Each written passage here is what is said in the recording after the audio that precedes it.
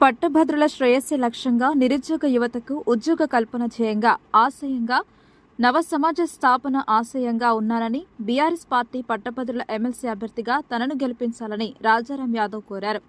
Nizamabad rural నియోజకవర్గంలో పర్యటించి పట్టభద్రులను కలిశారు.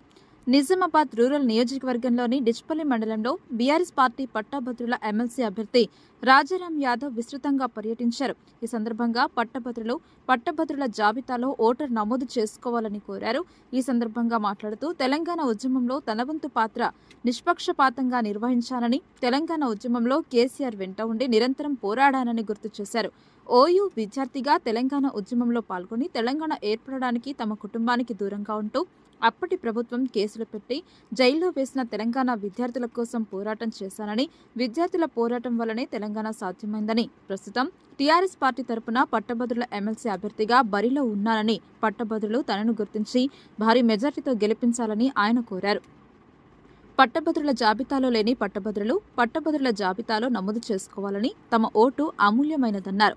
ఈ కార్యక్రమంలో రాజారాం యాదవ్తో పాటు మాజీ మండల అధ్యక్షుడు శక్కరకొండ కృష్ణ, మాజీ సర్పంచ్లు లింగం యాదవ్, యూసుఫ్, సీనియర్ నాయకులు నల్లవెల్లి సాయిలు, నీరడి పద్మారావు, దాసరి లక్ష్మీనరసయ్య, కార్యకర్తలు తదితరులు పాల్గొన్నారు. నేను ప్రియతమ నాయకుడు మాజీ ఎమ్మెల్యే గారు రూరల్ నియోజకవర్గం గురించి బాజిరెడ్డి గోవర్ధన్ గారి యొక్క సలహా మేరకు, సూచనల మేరకు వారి యొక్క అనుమతి తీసుకున్న తర్వాత మనం ఇవాళ నిజామాబాద్ రూరల్ కాన్స్టిట్యూన్సీలో ఏదైతే వచ్చే సంవత్సరము ఫిబ్రవరి మార్చిలో అయితే గ్రాడ్యుయేట్ ఎమ్మెల్సీ ఉందో నిజామాబాద్, ఆదిలాబాద్, కరీంనగర్, మెదక్ యొక్క గ్రాడ్యుయేట్ ఎమ్మెల్సీ ఎన్నిక ఉన్నది.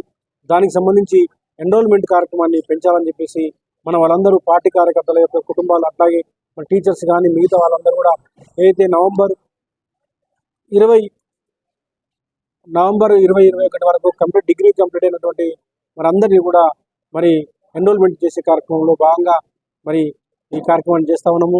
మొదటి దశ కార్యక్రమం మొన్న నవంబర్ 6వ తారీఖు నాడు కంప్లీట్ అయింది. రెండవ దశలో ఎన్రోల్మెంట్ కార్యక్రమానికి తెలంగాణ ఎన్నికల కమిషన్ అవకాశం ఇచ్చింది. ముఖ్యంగా ఈ నెల 23వ తారీఖు నుంచి డిసెంబర్ 9 వరకు రెండవ దశ ఎన్రోల్మెంట్ కార్యక్రమం ఉంది. అందరూ కూడా ఈ అవకాశాన్ని సద్వినియోగం చేసుకోవాలి. ఎందుకంటే తెలంగాణను రక్షించుకోవాల్సిన అవసరం ఉంది.